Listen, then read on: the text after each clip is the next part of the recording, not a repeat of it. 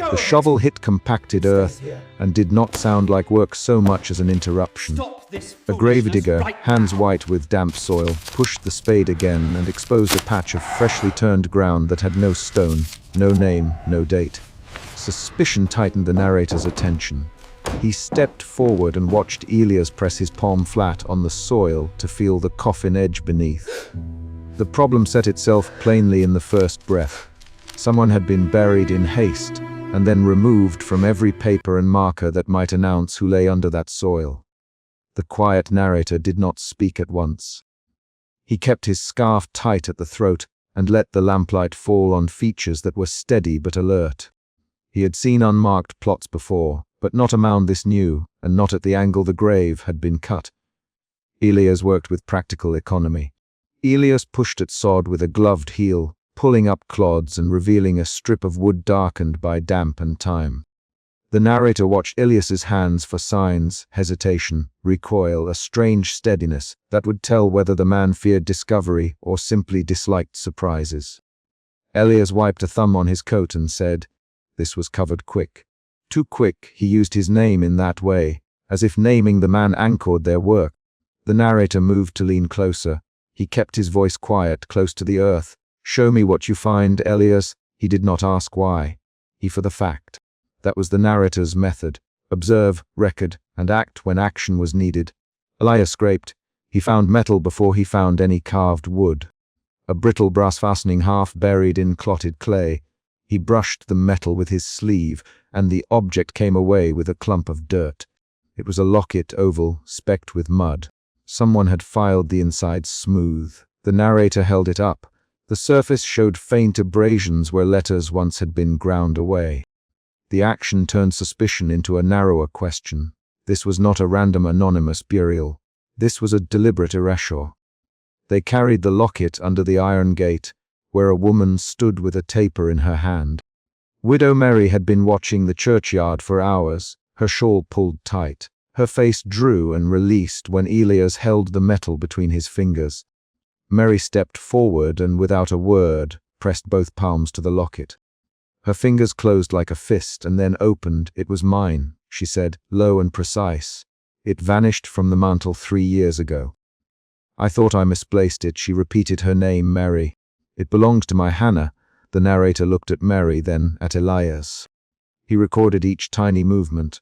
Mary's chin sliding down, Elias's boot shifting against the gravel, because those motions carried argument and memory in this night. He had to balance two impulses, to pry and to prevent spectacle. Suspicion had guided him here. Curiosity would push him toward proof. Restraint would keep him from destroying fragile records. That balance determined his actions for the rest of the hour. They took the locket and the soil, streaked gloves across the square to the town clerk's office. Town Clerk Alden sat at a small desk under a single gas lamp. He kept the ledger with neat columns and a heavy bone paperweight. The narrator watched Alden's fingers as he thumbed the pages, looking for the recent entry he suspected would be missing. Alden did not lift his head immediately. "What have you found, Elias?" His voice held that official evenness that had steadied him through municipal scrapes. Elias laid the locket on the open page. The clerk squinted, adjusted his spectacles, and ran the edge of his finger down a column where dates and names were listed. He paused at a gap and tapped the paper. "There is a blank here, Alden. This register shows nothing for that plot." It was omitted, perhaps by error. He uttered the word error, the way someone might speak of a misfiled receipt. Possible, but inconvenient for the living. Mary's hands tightened around her shawl.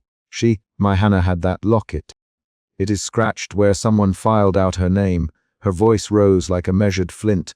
Who would file out a name and bury someone in secret? Alden. She used Alden's name as a demand. The clerk's jaw slid. He watched the ledger, then looked up at Elias. Alden put both palms flat on the desk. "We keep good registers here," he said. "If a plot was recorded, I would have it. If there is a blank, it likely indicates a burial without proper notice." "Elias, when did you dig this?" Elias answered in short beats. 2 nights ago. I was called to closer space by the west wall. I thought it a pauper's grave. I did as they asked. His voice bore the practical tone of a man who preferred the work to explanations. The narrator noted the shift in priorities. Elias named the time and place. Alden named the paper. Mary named the lost object. The scene tightened because each person had a different currency. Soil, ledger, memory. Suspicion moved into accusation when the narrator noticed that the ledger bore a faint impression at the blank space, as if a page had been torn out and then replaced. His hands hovered over the paper, but he did not touch. He wished to avoid being the one who altered municipal property. He folded his scarf closer and kept his notebook ready. They walked back to the gate where the cemetery lamp frosted out small hollows in the fog. The narrator and Elias returned to the mound. Elias scraped away more earth until the coffin rim glinted through wet soil. The lid had been filed at the edge, the wood uneven beneath the cut marks. The narrator pressed gloved fingers to the coffin top and felt the shallow indentation where something had been forced in and then hammered closed. The touch translated suspicion into a clear sense of interference. Elias levered the lid. It moved with a dry sound, and a small packet slid free and fell into his palms. The narrator saw the corner of folded paper bloom brown at the edges. Elias opened it with nails that shook only a little. Mary reached for the paper before Elias had spoken. She moved as if a memory guided her fingers. Wait, Alden, and stepped forward fast, a motion that surprised them all. The clerk's neat voice broke. You must not. He did not finish. Elias read aloud a single line he had pried free from the envelope. A name tied to a local household and an address that suggested the deceased had belonged to someone of standing. Elias's voice was blunt. Eleanor Hale, he said. 3 Elm Row. The narrator wrote the name down in his notebook, then underlined it twice. The arrival of that line changed the shape of the night. What had seemed a pauper's erasure now reached into a respectable household. Alden's face drained of practiced calm. He reached for the paper, but Elias folded his hands over it. Town Clerk Alden, Elias, and the name carried a challenge. Do you have any record of a burial for Eleanor Hale? The clerk swallowed. No, I do not have her here. He was too steady to sound innocent. Mary stepped forward. Eleanor was my sister-in-law. She visited our house 3 months ago and left her locket. I thought it lost. I never knew. Her sentence stopped as she touched the locket in Elias's palm, and then the folded letter on the coffin. Her fingers trembled. She spoke now not in memory but in accusation. She was not poor. Why bury her without her name? The question moved through the group and landed on Alden. Alden's hands flexed on the desk. There are reasons a burial may be unregistered. Health concerns, contagious sickness, or orders from higher magistrates. I cannot discuss orders. The narrator watched the clerk's jaw. The man used the phrase, higher magistrates, like a shield. That phrase suggested a chain of command and a motive to hide a name. The narrator felt an emotion shift. Doubt to anger in Elias, calculation to guardedness in Alden, trembling hope to anger in Mary. Quick words flared. Elias, you filed nothing. Alden, you left a blank where someone belongs. Elias's voice edged up. Mary, you did this to protect someone.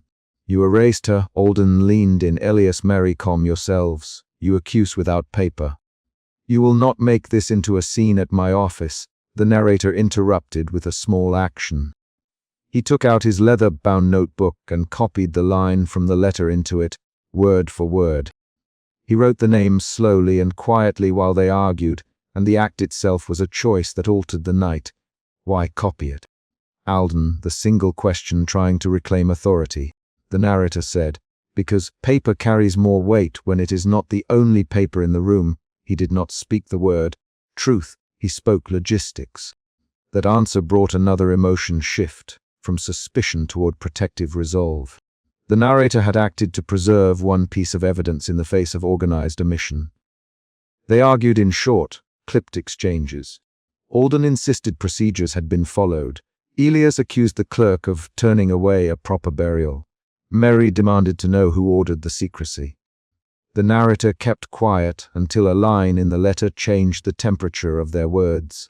A single instruction, written in a hand that matched the household stationery, directed a burial be quiet and without inscription. The narrator read it aloud.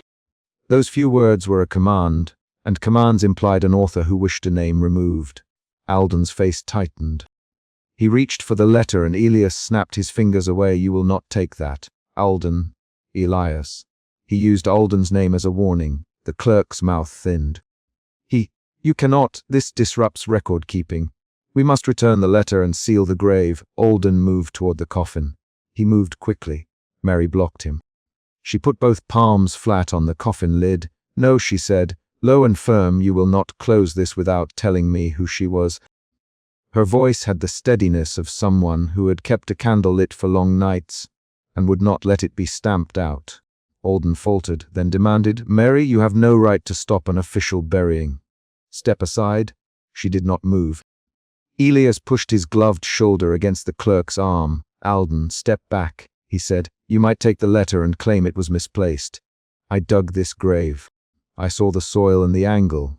You did not register it. What else did you omit?" The dialogue snapped between them in quick lines, 6 exchanges that had the rhythm of accusation and defense. Each line bore a name, so listeners could track who spoke. The narrator did not join the rapid exchange. He waited for a break in the momentum.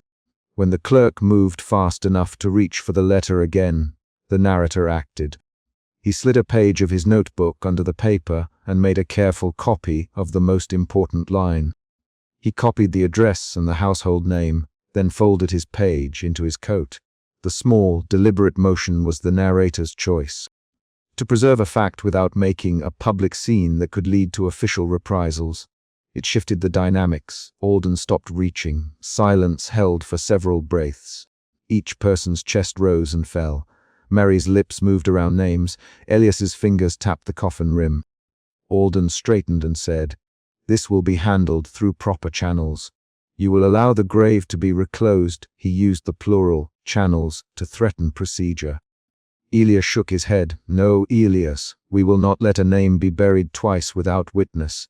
The narrator watched the way Elias's mouth set. The man was no ideologue, but he had a sense of professional duty that would not allow concealment. The narrator made the decision visible with a small, physical act. He placed his copied line inside a folded page and tucked the original paper back into the coffin, smoothing the edge of the lid until it sat flush with soil. He did not pronounce a judgment. He handled the evidence and then closed it, choosing a private safeguard over a public confrontation. The action shifted the narrator's role from passive observer to keeper. They set a single, smooth stone on the mound as a marker. Elias carried the stone with both hands and placed it with deliberate slowness. Mary lit a taper and stood near the iron gate while the small flame trembled in wind. The narrator stepped back and began to speak, not to the people but to the space. He spoke the details of unmarked graves in the town, counting places where plain soil covered names. He named 3 plots he had seen during his walks: a strip near the U, a shallow hollow by the wall, a patch by the old oak. Each mention was a factual record, not an immersion in grief. The morning came thin and cold. The lamp by the gate guttered and then steadied. The narrator folded his notebook closed and handed it to Mary with a slow motion that acknowledged her claim. "Keep this until you find who will answer," he said. He did not promise action he could not guarantee. He offered a tool. Mary took the book with hands that trembled, but that did not tremble with despair. They trembled with purpose. "Sheep, I will keep it. I will see Eleanor a proper name." The sentence held a private resolve. Elias wiped his spade clean on his coat and stacked it at the shed. He glanced at Alden once, and the clerk met his look with strict neutrality. Alden closed his ledger and put away the bone paperweight. He knew nothing about the letter still buried beneath the earth. He left as a man who intended to file the night away. The choice made him an antagonist in small, procedural ways rather than a malefactor of intent. Before they dispersed, Mary stepped to the coffin lid and whispered one name aloud into the damp ground. She used Eleanor's full name and an address that marked where a life once kept bills and plates and a chair. She spoke the name clearly, as if speaking it could force it back into municipal paper. The narrator wrote the utterance in his notebook and then closed the book. He would carry that small copy like an ember, hidden, warm, and usable later. An external visitor arrived as they left. A woman from 3 Elm Row, Mrs. Hargraves, came running down the lane with a shawl thrown around her shoulders. She called Alden's name. "Alden, I heard about a burial by the west wall. Did you remove someone?" She leaned on the gate and looked at the mound. She the household name, and the narrator watched how the arrival reframed their night. A new witness might drag the matter into public. The narrator noted the look of calculation on Alden's face when Mrs. Hargreaves mentioned the household. That look promised future trouble. The narrator left with the small bundle of copied text inside his notebook and a sense that this night had closed one record and opened another. He had watched an erasure, pressed a name back into a page, and then chosen secrecy over spectacle. He had altered the balance of power by making a private copy and leaving a small, plain stone on top of damp earth. The immediate conflict had been resolved. The coffin was closed again, the letter restored, and a public removal had been avoided. But the choice carried its own weight, because it forced certain decisions into months yet to come. At dawn, as the gate creaked and the town woke, Mary sat on the church steps and traced the locket with a fingertip. Elias walked past with his tools slung at his shoulder and nodded to the narrator. Alden walked in the opposite direction with a ledger under his arm, as if the night had been nothing more than a late hour's work. The narrator watched each person take a step and noted the decisions those steps implied. He had saved one line on paper, and he had given Mary a book with which to press her claim. He had also closed a scene that might return in louder ways. The chapter ended not on a proclamation but on a small, concrete act. The narrator tucking a copied line into his pocket, the sound of a stone dropped onto new soil, and Mary saying aloud one last time, "Eleanor Hale, 3 Elm Row." The words fell into the dawn. They were a small, fragile guarantee that someone would continue to look, and that a name would not be left wholly unspoken. The scene closed on that action, an uttered name, a placed stone, a private record, and nothing else. He shoved the vestry door open and found Elias with his hands on a rough coffin lid, forcing it down as if weight could finish the argument. Suspicion tightened his jaw. He moved before he thought and pushed the lid aside. The ledger lay open on the table, the ink smeared by recent fingers, and along its margins someone had scraped names away with a steady, deliberate hand. He lifted his chin toward Elias, he said, and the single word left no choice but to answer. The first exchange did not give space for explanation. Elias stepped back, palms powdered with soil, and knocked his knuckles against the wood of the coffin. It was ordered, "Sir, Elias." His breath came quick. "Please just give us time." The narrator kept his gaze on the ledger. He knew the sound of hurried guilt. He had heard it the evening the shovel hit compacted earth in the churchyard. He had watched a mound of unmarked soil settle, and thought then that something was wrong. That memory sat like cold metal in his mouth now. The central problem was clear. Names that belonged to people had been removed from the parish record on purpose, and someone in the parish was erasing them. The vestry was lit by a single shaded lamp. The light pooled over the ledger, leaving other shelves in shadow. He did not waste words. He set his leather-bound notebook on the table and tapped the ledger with one finger. "Who paid you?" he asked. The question pushed at Elias, and the man flinched as if struck. Elias answered in a clipped voice, "Not paid, sir, ordered. The clerk, Mither." Radcliffe said not to mark them. It was better this way. Elias the last sentence as if the shape of it might make the fact less sharp. The narrator watched Elias' hands. The hands trembled at the wrist. Suspicion had shifted into a different pressure now. Doubt moved behind it. He kept the ledger tilted so the torn scratches faced him and counted 3 lines that had been marred, the ink ground away to ragged white, the dates still visible. He nudged the ledger toward the lamp. Fingerprints rimmed the paper. He lifted the ledger and found it warm from someone having pressed a palm there moments before. "Show me where," he said. "Show me the names you removed." Elias swallowed. He set his jaw and opened the ledger where Gabriel's handwriting once filled the page. Someone had indeed scraped away an entire column of surnames. The narrator's mouth went dry when he saw the pattern. The same parish rose repeated, the same small mark at the foot of many entries. He traced those marks with his finger. He knew that mark. He had seen the same sign scrawled against the back of a rent ledger in a street he used to walk past as a boy. Recognition tightened his chest. The absent surname on one page was the same one he had once glimpsed in a faded letter kept in his own coat pocket. Holloway. Doubt was a narrow, hot thing now, not abstract fear, but a set of concrete questions that pushed his hands to act. Holloway, he said aloud. The word hung. Elias blinked as if hearing the name for the first time. Holloway. Mrs. Harrow's voice cut in from the doorway. She was flush with alarm and held a small shawl pressed to her chest. Elias. What? She came forward and leaned over the coffin. Mrs. Harrow's presence changed the room. She had been one of the parish's household contacts, practical in her ways and quick to measure danger. Mrs. Harrow, Elias, they mean to close this up and leave the ledger be. I did not look, not at first. I only, his sentence broke. He put his hands to his face and his fingers came away smudged with soil. Mrs. Harrow came straight to the ledger and touched the page with two cautious fingers. Her knuckles were small and sure.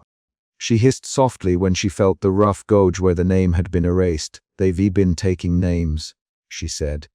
The line was short, factual.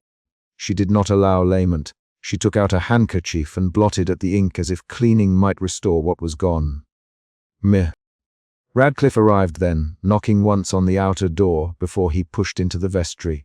He was late 40s and carried his authority like a wool coat. He stood in the doorway and looked at the ledger as if it were an accusation. You shouldn't be handling parish records at this hour, he said. His voice held a bureaucratic tilt. Close the coffin, Elias. Give the family privacy. Mrs. Harrow, this is not the hour for questions. He moved to the table and laid one hand on the ledger, palm flat, as if to hold it down. The narrator did not step back. He met Mr. Radcliffe's eyes and let the silence pull between them. Why are names scratched out? He asked. The question forced the clerk's face to harden. Mr. Radcliffe, asked your work, there are reasons, he said. Orders from above. For the good of the parish. His phrase had the neatness of a man trained to make difficult matters sound administrative. Elias looked at him with open fear. Orders from whom? Elias, who gives orders to bury people without names. Radcliffe's fingers tightened on the ledger. There are cases, Elias. Paupers, vagabonds, criminals. The parish must not be burdened. You know that his tone tried for reason. Elias barked a laugh that was more like a sob. Paupers. Mr. Radcliffe, this child had a locket. The token. He jerked toward the coffin as if that would prove his word. Mrs. Harrow leaned over and lifted the coffin lid again, careful, with two hands. Her face changed when she touched the cloth bundle inside. She drew out a small, worn locket, its enamel scuffed, the tiny clasp bent. She turned it in the lamplight. This belonged to someone who had a family, she said. This isn't a paupers thing. She held it out for Mir Radcliffe to see. He looked away from the locket as if the sight of it made a demand he did not wish to meet. This was the moment the conflict moved from ledger to people. The narrator's hands went to his coat, and he found the small torn ledger scrap he had pried free in the churchyard earlier, the one that had come loose when the soil gave under the shovel. He put it on the table between them like a small, blunt argument. We found a fresh mound last night, he said. I watched the shovel and I saw a child token half buried. We believed then that someone was being buried without a record. He looked at Elias and then at Mr. Radcliffe. Now I see the ledger. It's not mistake, it's a pattern. His voice remained quiet, each word chosen to cut away excuse. Mr. Radcliffe's face went white. For a second he seemed to lose his official composure. He stepped back and collected himself. You have no right to make accusations here. This is parish business. His voice rose slightly. Rapid exchange followed. Mr. Radcliffe and Mrs. Harrow started. Mrs. Harrow. He snapped. We will keep order. The argument did not last long before he turned the conversation into a demand. He Elias to close the coffin and to keep quiet. He instructed Mrs. Harrow to leave the ledger untouched. The narrator moved faster. He flicked a corner of the ledger page and saw that the missing surname recurred in other entries. that repetition was the detail that changed his stance from investigator to someone with a personal stake. The missing name, Holloway, matched the name on a faded note he had carried for years, because it had once belonged to a family who had helped him as a child. He remembered the Holloways bringing him soup when he had a fever. He remembered the small stamped letter that mentioned a son who had gone to town and never returned. Recognition pushed at him until suspicion became obligation. Elias, desperate, spoke then, "He me to bury them plain. He families will not come looking if there's nothing to ask about." Elias' voice hitched. "He gave me a map of the yard. He me which rose to keep empty of stones." He folded his hands as if to stop them from trembling. "I did not ask questions. I buried them because I was paid the same as any other time, and because I hoped that would be the end of it." An external event cut the room's tension like a pebble dropping into still water. There was a knock at the vestry window. A shadow passed beyond the frosted pane. All of them turned, the knock repeated. Insistent. Mr. Radcliffe, shoulders tightened. "Keep the door closed," he said. Mrs. Harrow crossed to the window and peered out. Her face went small. A child, muddy to the knees, stood in the lane outside and tapped the glass with the back of his hand. He had snow in his hair and his shoes were split. He looked from one face in the vestry to the next, and then placed his hand on the glass, as if asking permission to come in. The child had a scrap of paper clutched in his fist. He raised it and mouthed something that none of them could hear. "Mrs." Harrow opened the door and let him in, the cold breath of the lane following him. He walked straight to the coffin side and handed her the paper. "It's my sister's name," he said. He did not look at anyone else. "They me she be taken to the workhouse, but I found the place where they dug. Her name wasn't written down. The ledger had no Holloway." His words landed like a stone. A new urgency arrived. The small boy's certainty forced everyone to act. Mrs. Harrow read the child's paper and raised her head. "He says the Holloways were told to leave, or they be marked as outsiders," she said. Her voice had gone flat with outrage. "He says Mr. Radcliffe's men came by the houses and took the poor ones away." The narrator watched Mir.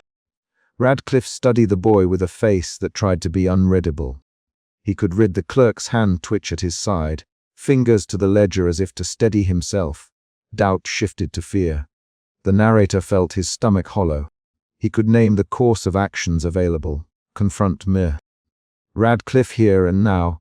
Take the ledger as evidence to the press, or gather proof in the churchyard where the map Elias had revealed might lead them. He chose the last. He had to see the unmarked mounds himself and find the child's token that matched the one in the coffin. That decision came out of method, not bravado. He believed proving the graves were real and linked to parish orders would make the accusation impossible to sweep away. Elias spoke up. "There's a loose board by the vestry hearth," he said. "I hid a map under it. I was ashamed, but I thought if anyone asked I could point them. Take it. I will show you the row." His voice had steadied into a small, fearful resolve. He climbed to the floor and pried at the board with his bare hands, splinters biting at his nails. He drew out a folded scrap of paper, its ink smudged, and unfolded a crude map that marked the churchyard in a series of crosses and a circled patch labeled in a shorthand that matched Elias's spade marks. They moved in a compact group across the churchyard, lanterns bobbing. The narrator held the ledger leaf flat in his coat for light, feeling its serrated edge between his fingers. Mrs. Harrow carried the locket wrapped in her handkerchief. Elias led the way, hat clutched low. The lane's fog lay over the stones. Their lanterns threw sharp, small circles of amber that revealed the ground they needed and hid everything else beyond. They found the fresh mound before midnight. It sat among older stones, a pale rise that the grass had not yet pulled tight. Elias dropped to his knees and pressed a palm to the soil. He dug with his fingers, not the spade, as if the act of uncovering might be less violent that way. The narrator crouched and put his hand beside Elias. The earth was dark and cooled by the night's air, but it gave beneath pressure and came away in clumps. The narrator felt a change in his breathing. His pulse beat in his throat. When they exposed the shallow grave, something small lay on the top, a child's wooden token, its edges worn smooth by small fingers. Harrow lifted it and her mouth made a hard line. The token's emblem, the same scrap of scraped enamel as the locket, had been rubbed nearly away, but the outline matched. The narrator's tongue pressed the inside of his cheek as if to keep a sound there. He had moved from suspicion to a sharp, clear fear that required action. They dug further and found the child's bones wrapped in a coarse cloth. Alias turned away, his shoulders shuddering. "I'm sorry," he said. The words were not a plea but a confession. The child's small shoes lay folded beside the body. Someone had left a note pinned to the cloth with a bent nail. The note bore only a name in a child's hand. Lena Holloway. The narrator touched the paper and felt a fold that had been pressed many times. He read the name aloud, and it landed in the fog between them. Radcliffe appeared then at the edge of the churchyard, not running but moving with the cautious step of a man who wanted to control what he entered. He came towards them with lantern raised so his face was visible. "You should not be doing this," he said. His voice tried to hold firmness, but it wavered. "Elias, you have broken your trust." He looked at the grave, and then at the ledger, eyes landing on the torn leaves in the narrator's coat. Mrs. Harrow put the locket into the narrator's hand. "This is proof," she said, "proof that these are not anonymous. They are Holloways. They had names, Radcliffe." She did not shout. Her tone held the steadiness of someone who had decided to make a barrier against silence. Mr. Radcliffe's mouth thinned. He took a step toward Elias and then stopped. He spoke low. "You do not understand the wider needs of the parish. There are cases when burial without record is the only way to keep trouble from growing." The narrator watched the clerk's hands, one tapping the ledger, the other closing into a fist behind his back. This was the chapter's climax. A child's name uncovered, the ledger exposed, the parish clerk standing between the truth and the parish's official line.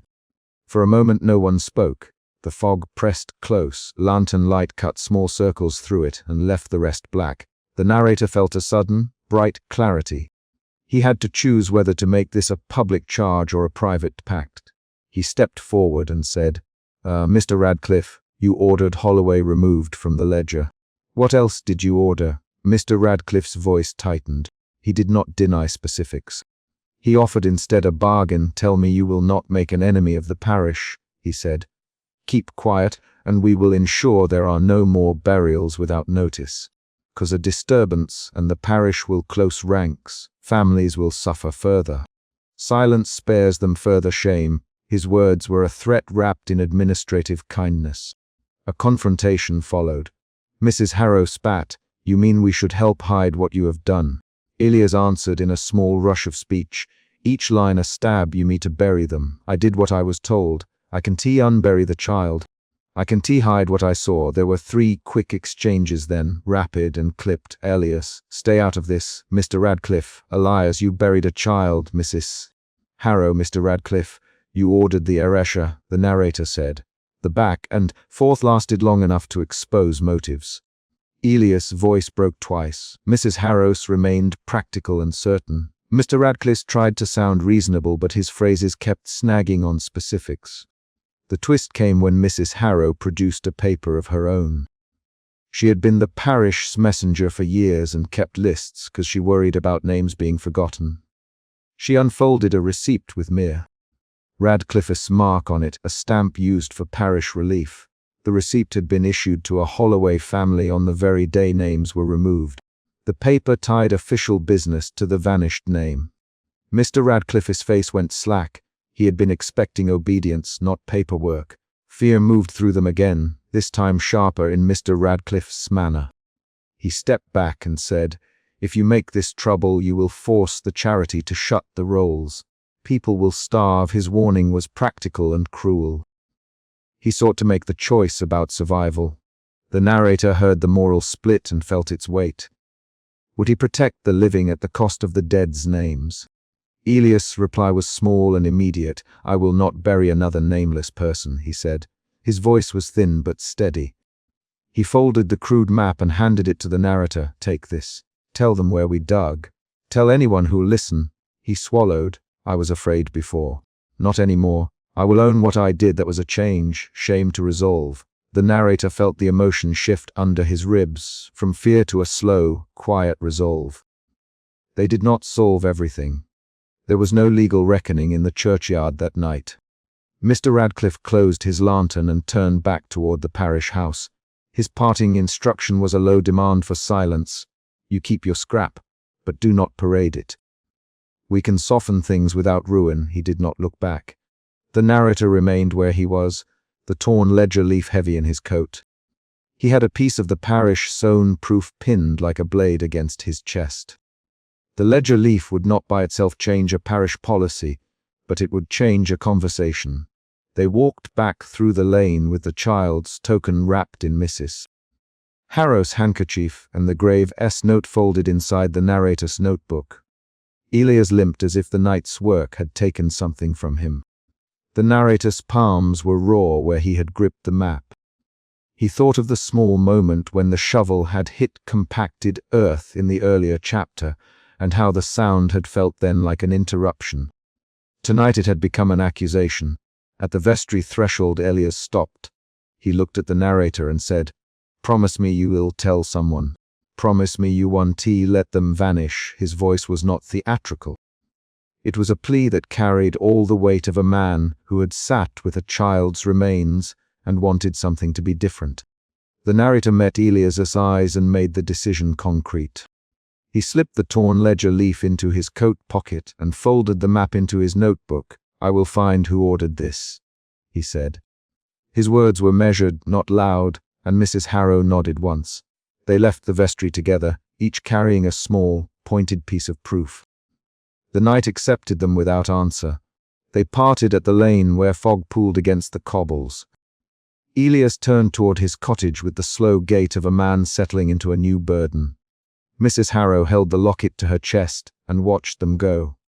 The narrator stepped into the mist and felt the ledger leaf press against his ribs.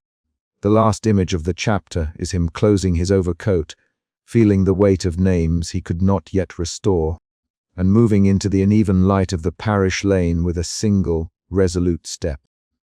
He drew the torn paper from his pocket one last time and let the name Holloway rest in the lamp's glow before tucking it away and walking on.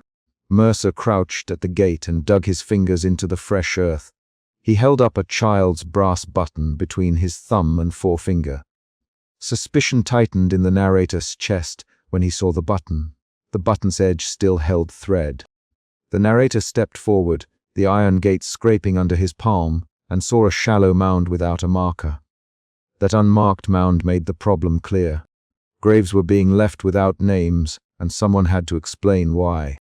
He had not expected to arrive on a discovery. He had expected ledger pages, a list, a neat record. He did not expect a bent constable and a child's button. He moved closer until Mercer, "Look at this," the narrator replied. "Where was this buried?" Mercer pointed without answering. His shoulders were tight, his jaw worked. The narrator noticed Mercer had soil under his nails and a crease of worry at his temple. In the next steps, the situation hardened into a task. The narrator brushed the top of the mound with the heel of his hand to steady it. He found no stone. He called, "Thomas, has this plot a number?" Sexton Thomas came from the row of older graves, hands folded over his apron. Thomas felt the mound, then looked away. His face was flat. The narrator named the central problem. Burials here were being hidden from the records, not lost by accident. They worked with lamps. Mercer lifted a small tallow light and edged the flame around the child's button. The narrator remembered the shovel in Chapter 1 and the smeared ledger in Chapter 2. Those images fit into a worsening pattern. He quietly, "We found an unrecorded burial last week. Now this." The ledger, was it present? Thomas swallowed. "Mrs. Penfold's footsteps came from the vestry path before anyone answered. Mrs. Penfold arrived, breathless and brisk. The ledger had been taken for copying. The narrator repeated. The sentence landed like an instruction and not an explanation. He watched Mrs. Penfold smooth her skirts and saw her fingers tremble when she reached for her pocket. The narrator asked, "Who took it?" She looked at Thomas, then at Mercer. Thomas touched the rim of his hat. He pulled the hat lower and said, No one took it without telling me." His voice was low. Mrs. Penfold's eyes moved to the church door. We thought it safer to move it until the new minister decides." Mrs. Penfold spoke quickly, unevenly. The narrator heard the stiffness in her words and read the distance between them, and the ledger as a protective gesture. They crossed to the vestry because the ledger's absence could not stand as explanation. The narrator pushed the vestry door and found a chair angled away from the table. The ledger sledge was empty. A single blot of ink stained the wood where the book had rested. Mercer put his hand flat on the table, felt the groove, and said, "Someone left in a hurry," the narrator said. "Who left in a hurry?" The question was a demand and not a request. Mrs. Penfold's defense came in a rush. "We took it to make a copy," she repeated, raising her voice once. "I asked for secrecy to avoid gossip. I did not remove names." The narrator watched her. Her jaw tightened when she said gossip. He watched for the small physical tells. The way her thumb rubbed the seam of her gloves, the way she avoided the ledger's place. His suspicion sharpened into a second emotion. Doubt about her explanation. The narrator pushed his lips closed and kept the next question short. "Where did you take it?" Mrs. Penfold flinched. Thomas answered instead. "She took it to the parsonage to be transcribed." Mercer barked. "To be transcribed by whom?" Thomas' throat moved. By me. Hargreaves. He offered help. The narrator filed the answers and did not accept them at face value. They returned to the yard when Mrs. Penfold steered them that way, but the narrator noticed a broken flagstone at the family tome she had led them past. He pointed and said, "That stone is loose." She stalled and said, "You call it loose? Someone dropped it for repairs." The narrator's pace narrowed. He crouched by the broken flagstone and found fingerprints in the damp mortar. Those prints added a new emotion, irritation at being led away from the clear trail. He pried the flagstone up. The stone lifted with a dry scrape and left white dust in the hollow. Underneath lay a small, sealed box wrapped in oilcloth. The narrator's hands trembled as he worked the twine loose. He smelled oilcloth and old paper. He opened the box. Inside were torn burial permits and a folded list of names. Several names were crossed out with a sharp, clean line. One name repeated in different hands and matched the child's fragment of fabric they had found earlier. Mrs. Penfold's face went red. "I can explain." The narrator held the list and ran a finger along a line where a name had been scored out. The lines were deliberate. The scrawling had not been accidental. "Where?" "Mercer, who altered these." Elias arrived then, breath heavy, and his hand went to his belt as if to steady himself. Elias spoke fast. "You should not be rifling through church property. Elias, you are making trouble." The narrator answered, "Elias, who authorized these erasures." Elias' voice went thin. "The parish wardens instructed me. They ordered discretion." His head jerked toward Mrs. Penfold. She looked away once and then returned to the list. Her hands were now open and raw. Mrs. Penfold's confession came in an uneven sentence. "We agreed to bury some names in the ledger to spare the family's scandal," she said. "I crossed them out on orders." The narrator felt a third emotion arise. Anger at the calculated removal of names. Orders from whom? She. "From those who sit on the vestry and hold the purse strings." Her voice dropped when she said purse strings, and she lifted her chin as if to finish and then did not. A new twist shifted the meaning of earlier events. The narrator recalled the smeared ledger from Chapter 2 and the white-knuckled man with the spade from Chapter 1. "Elias, you forced a coffin lid the other night. You were the one at the vestry when ink was smeared." Elias' posture hardened. He snapped, "I keep the grounds. I bury the dead. You would accuse me of theft." The narrator kept the list flat on his palm and met Elias' eyes. Elias lunged for the box. His hand closed over the cloth and he tried to wrench it free. Mercer stepped forward and said, "Stop, Elias." Elias shoved Mercer. The constable went off balance and the box lifted. The narrator grabbed for the list. "Elias, let go," the narrator said. Elias' fingers dug into the twine. A short, rapid exchange followed. "Elias, let go now. This is church property. You will not destroy it. You can tell me what to do. Thomas, help me hold him." Mrs. Penfold, explain yourself now. A flurry of lines, short, clipped, urgent. The rapid talk snapped the night's quiet into a new tension. Hans found the box. The child's button slid onto the grass and rolled into a hollow near the mound. Elias pushed harder and shouted, "You think you can take the church records?" Mercer answered, "We found unrecorded burials. That is our duty." The narrator tugged at Elias's wrist and felt the man's muscle and fury. Elias twisted. "You cannot parade my family in front of strangers, Elias," though his anger sounded like a defense of more than family. The narrator watched Mrs. Penfold sink to her knees on the flagstones. A sudden, sharp reveal changed the accusation into a broader accusation. "Mrs. Penfold, they mean to spare them. They, the ledger, would harm reputations, bankers, factory owners, the minister's kin." "I obeyed because they threatened the church's funds," Mercer hissed. "Who threatened the church's funds?" She looked up, eyes wet, and whispered, "They threatened to cut the charity money. They, the poor, would be blamed if scandal spread." The narrator held the list and felt the shape of the motive. Elias's argument lost a step when Mrs. Penfold named the reason. He dropped his jaw and said, "So we cover it to keep donations." His anger turned inward for a second, and then he shouted, "I buried a man the parish paid to feed his debts. I had orders." The narrator felt the vertex of the conflict. The ledger had been altered deliberately to protect the social standing of the powerful at the expense of the unnamed. They argued in quick lines. "Mrs. Penfold, who gave the order? You know who sits on that bench. Name them." "I cannot name them without their ruin. You have been making decisions for them for years. I wanted to keep peace." The exchange made it clear that the choices had layered motives. Fear of scandal, the parish's dependence on wealthy patrons, and an institutional willingness to erase ordinary names. The narrator pushed further and said, "We have a child's button and a list. The ledger is missing. You cannot continue to hide these names." He showed the list to Mercer and Thomas and Elias. Thomas whispered, "There are notes here that suggest payments were made to bury quietly." Mercer read aloud a small penciled sum and said, 40 shillings, paid to keep silence. The number changed the scene from moral wrong to transactional concealment. An unexpected revelation altered the narrator's understanding of prior evidence. Among the crossed-out names, one entry had been crossed and then overwritten in a different hand with the same name. The narrator said, "Someone tried to remove this name and then restore it." Mrs. Penfold's hand flew to her mouth. "I restored it. I could not bring myself to let them vanish." The confession flattened the moral field into personal conflict.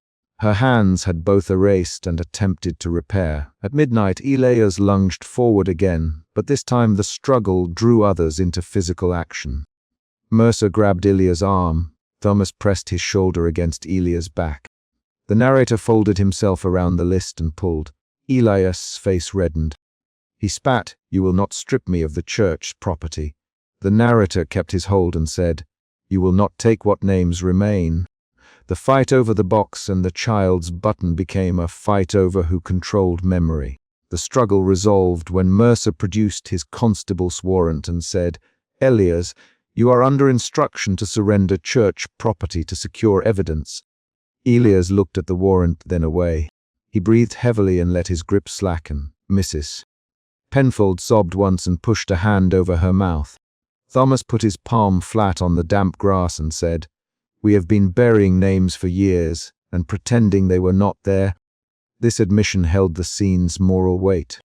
In the aftermath, Dawn leaned on the stones. Elias was led away by Mercer, head bowed but still frowning. Mrs. Penfold sank to a bench and unbuttoned one glove. "Mercer, we will record these names properly. The ledger must be replaced." The narrator folded the list into his coat, careful, as if tucking a child. He felt a closing emotion, resolved to give those names a trace. At dawn, the narrator knelt at the small mound. He took a plain stone from his pocket and pressed it into the earth. He smoothed the margin with the back of his hand until no loose soil remained. A bell began its slow toll across the town. He spoke no long speech. He said simply, "Rest now." He left the child's button resting on the stone. The chapter closed on a small, concrete decision rather than a promise. The narrator walked back toward the vestry with Mercer and Thomas and the folded list, because the ledger had to be made whole again. He had not solved every lie in the parish. He had, however, produced evidence and placed one small marker where once there had been silence. The final image was not a poetic line but an action. He set the plain stone down, wiped soil from his palms, and walked toward the vestry's open door as the sunlight sharpened on the church roof. Emotion shifts. Suspicion tightened when the button was found. Doubt settled during Mrs. Penfold's evasions. Anger flared when the intentional erasures appeared. Then resolve took hold as they recovered the list and placed the child's stone. The narrator's choices in the chapter were driven by those shifts, each change visible in a tightened jaw, a sudden question, a hand grabbing for evidence, or a quiet, deliberate placement of a stone. The events in this chapter responded to the prior discoveries. The shovel's irregular motion and the smeared ledger previously seen now fit into a pattern of deliberate concealment. Dialogue revealed motives and fractured loyalties repeatedly. Elias argued for property and order. Mrs. Penfold admitted to following orders to keep donations. Thomas wavered between obedience and shame. Mercer insisted on procedure. The narrator pressed for names. Those exchanges moved the plot forward each time, and each speech was short and direct to keep the urgency sharp. External events punctuated the prose. The finding of the button at the gate, the ledger's absence in the vestry, the discovery of the box under the flagstone, Elias' first arrival and later physical attempts to take the box, Mrs. Penfold's confession, the list's financial note, the final placing of a stone at dawn. Each event changed what the characters could say or do, and none allowed the scene to stagnate. Mid-chapter, a small cliffhanger made the listeners wait. When the narrator lifted the flagstone and found the sealed box, the chapter held a sudden stop of movement as everyone watched him open it. That moment forced immediate choices. Who would claim the box? Who would speak? Who would move first? The scramble that followed answered that cliffhanger without leaving the larger narrative unresolved. Characters kept distinct voices. Mrs. Penfold spoke in hurried, defensive bursts, often referring to the charity and the purse strings. Elias used short, blunt sentences that defended custom and property. Thomas spoke softly and rarely, his lines full of hesitation. Mercer used commands and questions in even measure. The narrator's spoken lines were precise, rarely long, and aimed to extract fact. The chapter adhered to concrete description only where it mattered. The brassy cold of a child's button, the dust under the flagstone, the smear of ink on the vestry table, the rumpled oilcloth around a box, the simple weight of a plain stone. Those details drove the plot because each object held evidence or compelled action. By the end, the immediate conflict resolved. Elias was restrained, the box secured, and the list recovered. The ledger still needed recovery and the parish elders' identities remained unspoken, but the chapter ended on a specific, situational beat. The narrator placed a stone at the child's head and turned toward the vestry with the list held tight. That physical motion closed the chapter and set the next task: restore the names to the record before the bell finished tolling. The narrator did not offer a speech about justice or fate. He cleaned soil from his palms, folded the list, and walked toward the door where the ledger might be replaced. The sound of the bell followed him, and the morning light slid across the churchyard as he stepped into the vestry, the list burning cold in his coat pocket. His hand closed on the small wreath as Elias's fingers closed over his wrist, and the churchwarden stepped from the gate's shadow with a hard, accusing stare. Suspicion tightened in him, suspicion that had started with a spade in fresh soil and a name that did not exist on any stone. And he felt it shape his movement before he thought, "What are you doing here?" Elia's voice low and sudden. The wreath trembled in the narrator's palm. Damp ribbon left a faint smear on his glove. He had come to the mound because of a single detail in a ledger and the brass button found at the gate.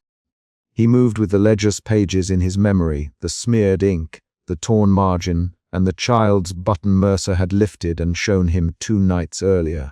He did not introduce himself. He stepped forward and braced his shoulder against Elias's grasp.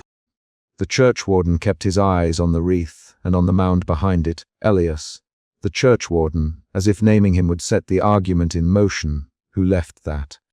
Who dares? Elias' hand tightened. I found it, I left it. A voice said from the shadows, and Mercer pushed through the iron rail, coat open, hands stained with soil. Mercer did not wait for a welcome. You left a wreath on a nameless grave, Elias, he demanded. Suspicion shifted into accusation in the air between them. Elias' jaw worked. He let go of the narrator's wrist but did not step back. The narrator watched their faces. He had seen Elias at work before, at the graves, at the vestry table, with hands that carried dirt and made decisions. He had watched Mercer crouch at the gate and hold a brass button up to the light. He had watched the ledger's smeared margin. Here at the mound the problem was concrete. A grave with no stone and now a fresh wreath that suggested somebody else had noticed. You put a token on someone's resting place without a name. Mercer. He stepped to the iron rail and tapped it with his knuckle. That's not right, Elias. That's not how we do it. Mercer spoke fast. His words came clipped and exact. Elias, you altered burials. You scrubbed names. That's theft of a memory. Elias' mouth opened and closed. The churchwarden's lips pressed thin. The narrator held the wreath between his palms and felt the damp of the ribbon. He had been keeping records in his head. The ledger smeared on the vestry table, a torn page, the shallow gouge in its margin. He had felt suspicion before, when the shovel hit compacted earth in Chapter 1, and now suspicion pushed him to act. He moved to the gate and set the wreath down, cloth against the turf, and Mercer saw the ribbon and bent toward it. The argument shifted again from suspicion into anger and then into petition. Elias, you don't know what some names would do to a family. You don't know how debts multiply when a name is spoken aloud. His hands were open, palms up, as if begging explanation. Mercer answered with short sentences. Names belong to the dead and the living, Elias. Hiding them hides blame and hides what people owe. The churchwarden did not move, but his voice carried the weight of a man who kept lists and balances. They moved like three bodies bound to the same small story. Elias defending choices, Mercer demanding revelation, the churchwarden protecting the parish ledger and its reputation. The narrator followed them to the vestry without interrupting. The wreath now left near the gate like a quiet question. He stepped inside and lifted the ledger from where Elias had left it on the table in earlier nights. The torn page fell open to the same gap of ink. Someone had rubbed the letters there until they ran together. Mercer leaned over the table and touched the gouged margin. This is deliberate, he said. He spoke sharply. Someone cut the paper. Whoever did this wanted names gone. Elias' shoulders folded. He kept his hands near his sides, the nails dark with soil. I erased them to keep families from ruin, Elias. I thought I was doing mercy. His voice was quiet enough that the narrator had to lean close to be sure of the words. Doubt became something physical. The narrator felt his throat tighten and the rim of the table press into his palm. He remembered the shovel striking earth and the child's button caught between Mercer's fingers. He thought of ledger lines that once held dates and occupations and then melted into blanks. Mercer, the churchwarden finally, show him the thing you found. Mercer slid his hand beneath the ledger and produced a folded scrap of paper, creased at the edges, faint with ink. He handed it to the narrator like an accusation. The scrap had one clear line and a name half, hidden beneath a smudge. The narrator's fingers flattened it open. The name was a child's, followed by an age. Below, someone had written a note and then torn the line away. The scrap fit into the memory of the brass button, the child's button Mercer had lifted, and the unmarked mound outside. The discovery forced the argument from rumor to proof. Mercer spoke fast. There, see. There was a child. See the button in the gate. Elias moved that child out of the ledger. He jabbed a finger at the torn margin as if the paper were an enemy. You can do that, Elias. You can make a ledger lie. Elias' lips trembled, but he did not shout. They would have been shamed. The parish would have named them and closed their doors. I took their shame so it could not infect others. His hands found the edges of his coat and clutched cloth the way someone clutches a memory. The narrator put the scrap flat on the table and read the scroll again. He saw the child's name and age and a line that referenced a debt and a date. The specifics made the motive clear, but it also made the choice wrong in a different way. Erasing a name erased accountability. Elias, the narrator said, using the man's name then, because that was how he could place him in the argument. You made a ledger decide who could carry a name. You decided for others. His voice was steady. He did not raise it. Elias looked at him as if he hoped for mercy from that steadiness. I thought I was saving them, sir. I thought leaving the ledger clean would spare a widow, a family, a child's life from gossip. I thought I could bury scandal with the name. He dropped his chin and closed his eyes. His hands were dirty, his coat buttoned wrong. That admission pulled a new emotion across the room. Shame pressing against stubborn defense. The churchwarden forced air between his teeth. You decided for everyone, Elias. That is not yours to do. The parish keeps the record, not you. If you feared scandal, you should have told us, not rewrite the page like a thief. He turned to the narrator. You saw the ledger. You saw the smear. People need to know what is true. A name left out is not mercy. It's theft. His voice hardened on the last word. Words escalated into motion. Elias's fingers curled until his knuckles showed white, and he reached for the ledger. He moved as if to close it and take it away. Mercer lunged forward and grabbed Elias's sleeve. The churchwarden stepped between them and pushed at Mercer's arm. The ledger slid, one corner catching in the torn margin, and a smear of ink flared where it had been smeared earlier. The narrator heard the sound of cloth and wood and a page tearing.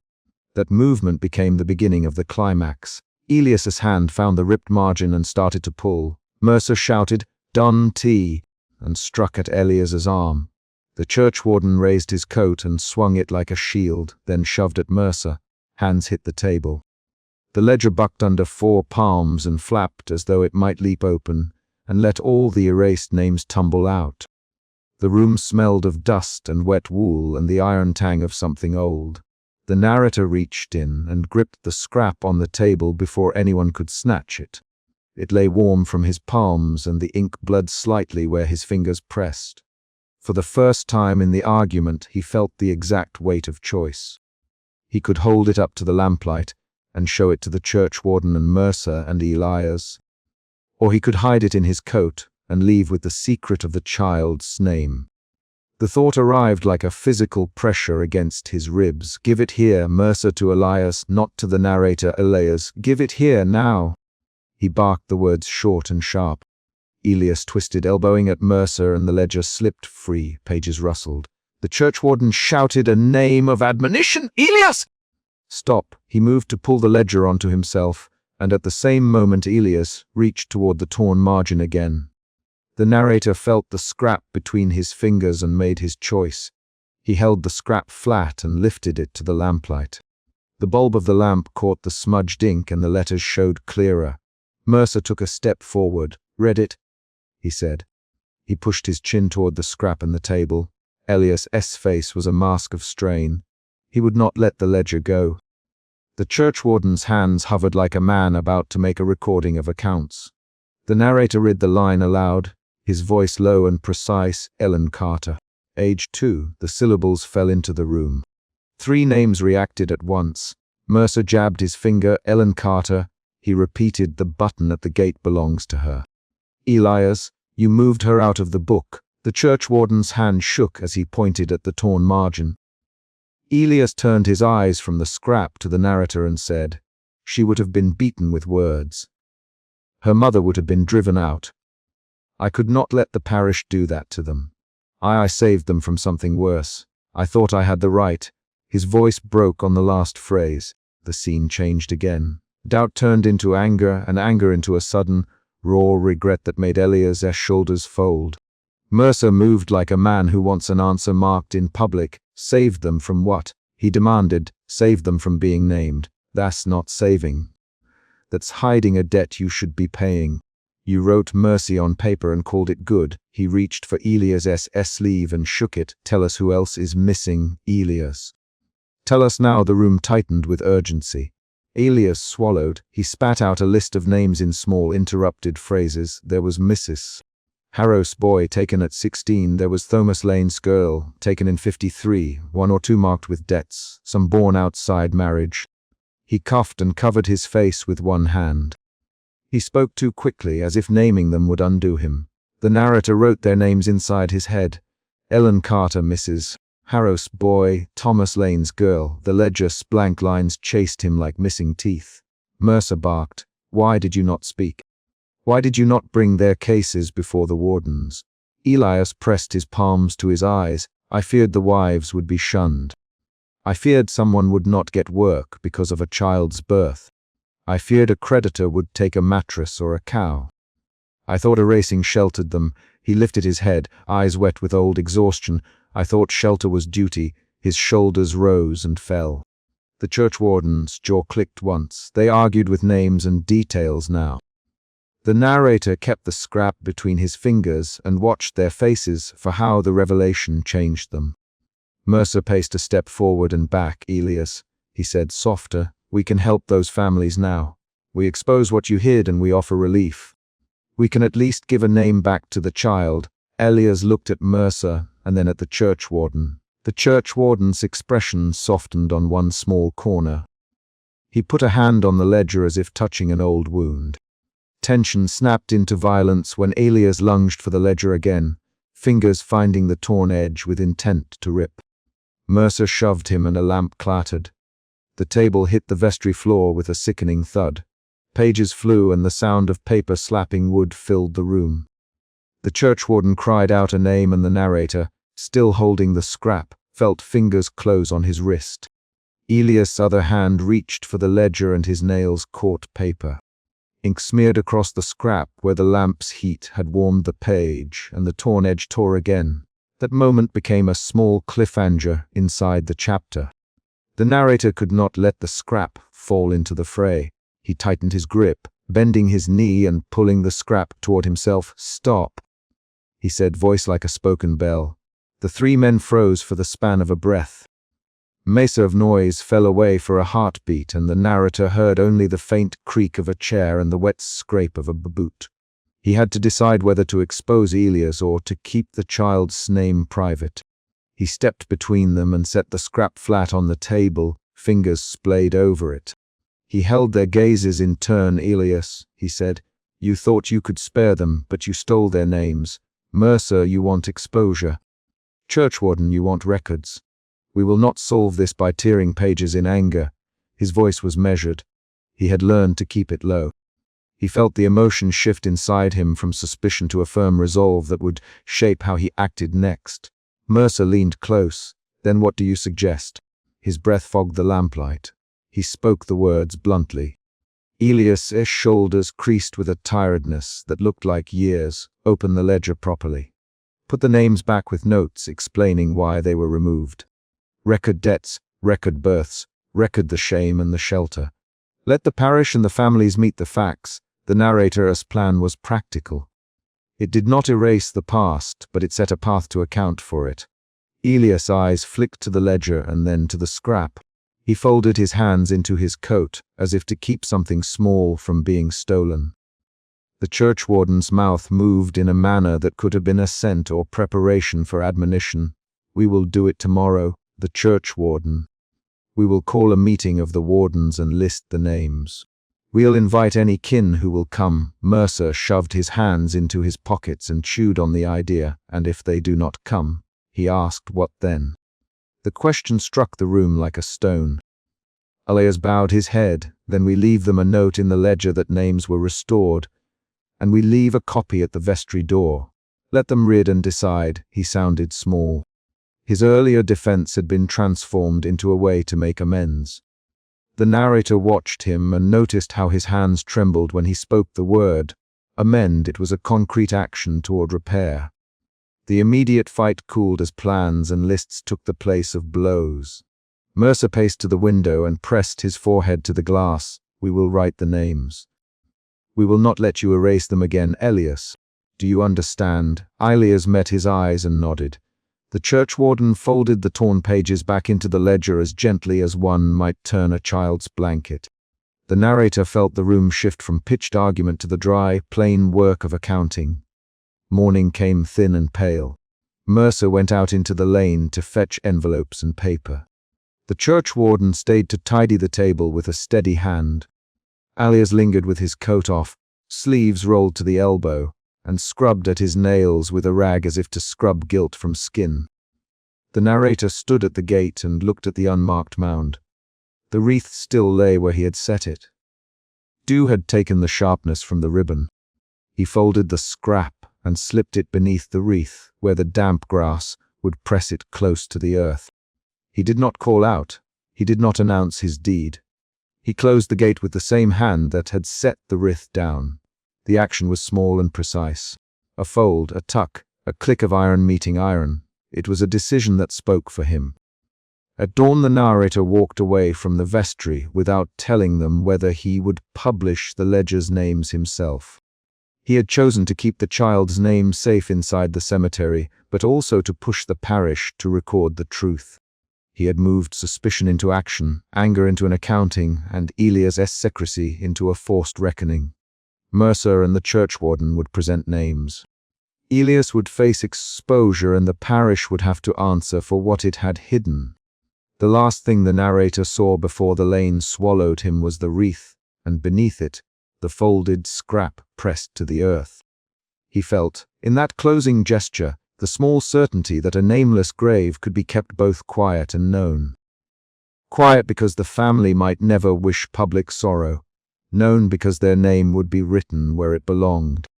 He kept walking until the lamp post shrank behind him, and the first lane houses took the lamplight into their panes. The chapter ended with the gate closing behind him and the scrap left beneath the wreath, a physical decision that would force the parish into daylight. It ended on that concrete act, placing the scrap, rather than with a line about fate or promise. The ledger would be mended at the vestry table, and the narrator's decision had already set the next movement in motion. A recorded name, a meeting of wardens, and the parish obliged to choose how it would remember the dead.